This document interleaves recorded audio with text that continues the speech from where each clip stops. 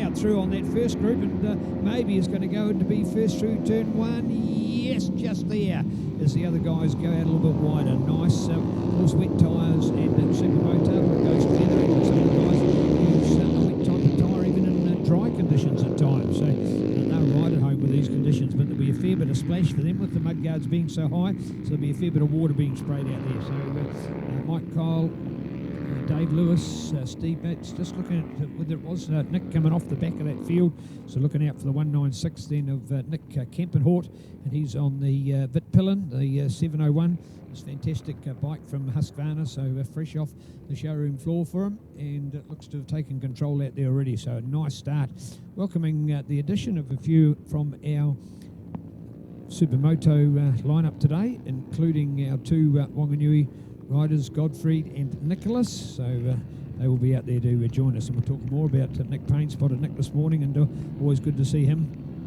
He's been a long-time campaigner of moto, and coming out of Wanganui, I know when it comes to the Suzuki series, we probably look down a program list for Motard and find nearly 50% of the entire field comes from the Supermoto capital itself. So here we are with our shortened circuit. They've come down the back straight through the chicane and ready to come along the front street now.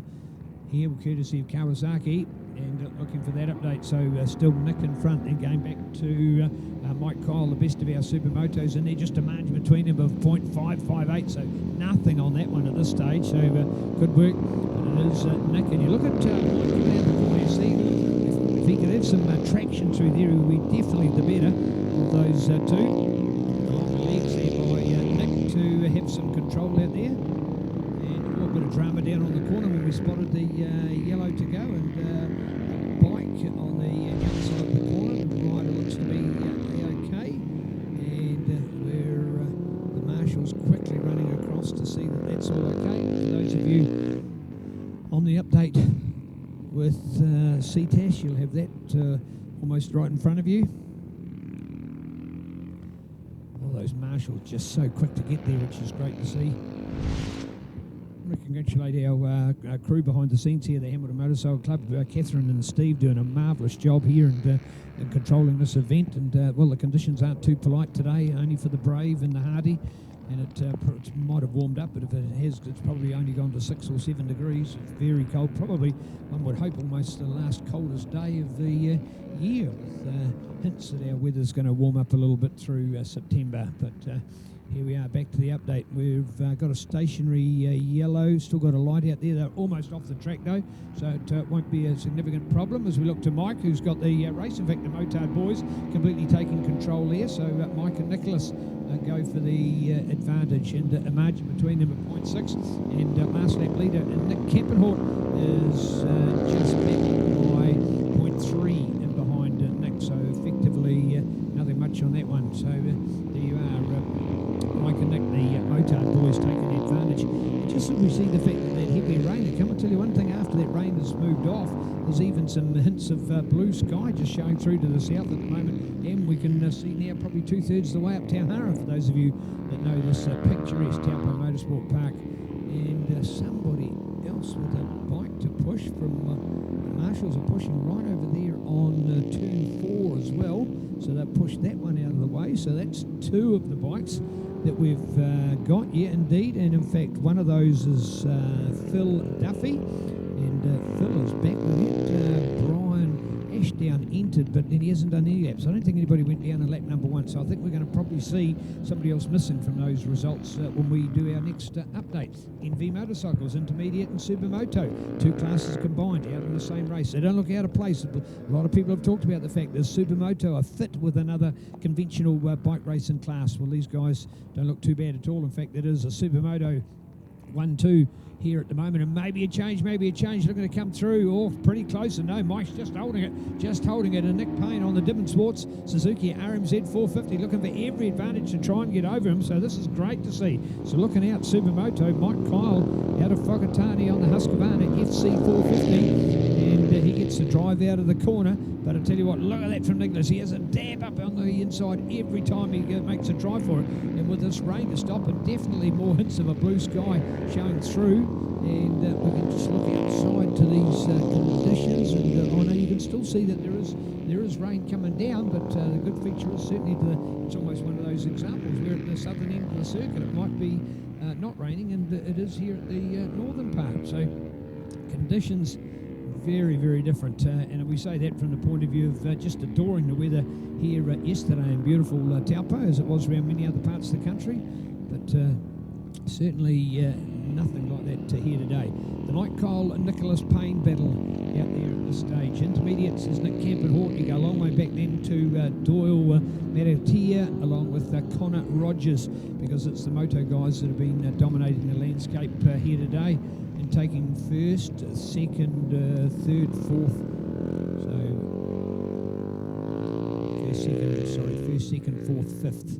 So at least 4 of the top 5 placings. Here's the boys again, looking as they come out of the little chicane, coming along the front. Kawasaki straight, and here we are with 151 the change. So Nick Payne's got it. Yes, indeed, good work. He's been pushing and pushing all the way. Goes wide on the corner. Man, there's some big splash. Tell you what, there's a reasonable puddle on the inside, which is part of the reason why I think they're going out there a little wider. So good work from Nick controlling. You can just see the twitching going on as you get the power to the ground. And of course, with moto, the guys can have their leg out, and that's exactly what Nick's doing to give him the comfort and the adjustment through there.